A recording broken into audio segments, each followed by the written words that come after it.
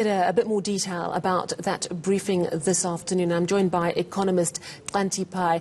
Good evening, Xhanti. Thank you very much for your time. Let's focus first on what was said about mines. 384 positive COVID-19 cases out of 4,600 tested so far. So that's quite a high proportion. It's around, I think, about 8% of those people tested are positive with COVID-19. Now, whether the virus was picked up while at work or in the community, it's not easy to know, but it does suggest that mining is even more of a high-risk activity than it's ever been.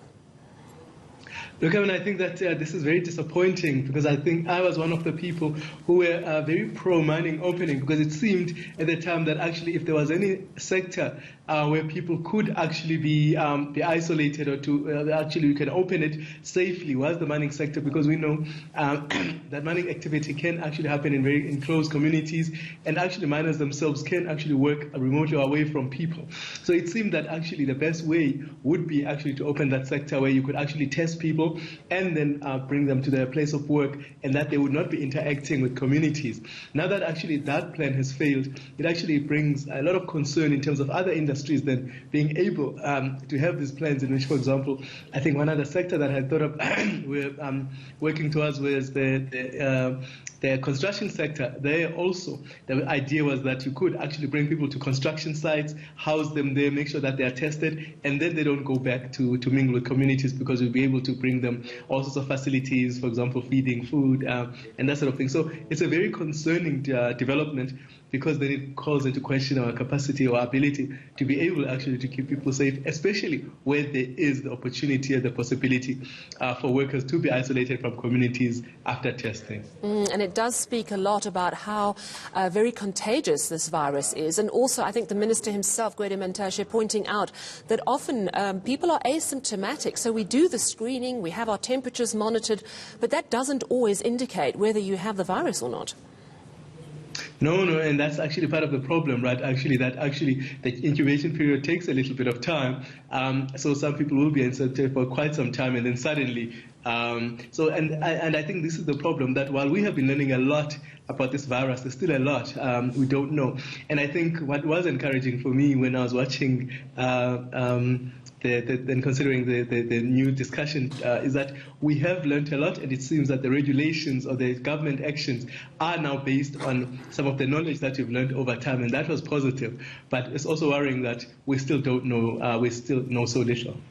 Equally worrying was the news that workplace inspections have revealed of 3,844 inspections done so far, only 2,116 compliant, 1,724 failing to comply.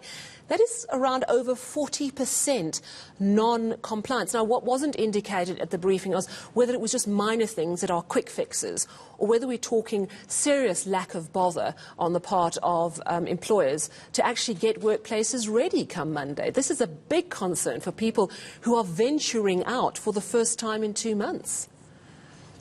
Yes, I mean, I think, firstly, I think the one thing is, of course, about knowing exactly what to do. I think it actually does reveal, perhaps, that also we are still very unsure what to do. This is also a very costly exercise, because not only do we need things like compliance officers, we know that every time we've developed legislation where we needed compliance officers, especially in the banking sector, that has taken some time. We know, and this is usually part of the trouble. And then, of course, to make sure that everybody is on board to be able to actually perform the different duties that they have to the supplies. And also, I guess, in some sense, also, the part that has been very successful in South Africa as business has been working in associations. Perhaps that also indicates that, the collaboration in associations within businesses, because of the fact that we can no longer see each other, maybe it has broken down. It is concerning that we have not been able to do, because it seems relatively easy, right? You would think you are going to be able to space people out. And I guess not many businesses are able to do that in terms of social distancing, and then be able to give them masks and hand sanitation. Those kinds of things are troubling. Hopefully, and I think one of the things, though, is also when you implement rules, and this is the difficulty we have, is that we are used in the South African environment of staggering things. Even when we think about the minimum wage, we tend to think, can we do it over a period of time? And so this approach of let's do it now and let's do it quickly is something that we find very difficult.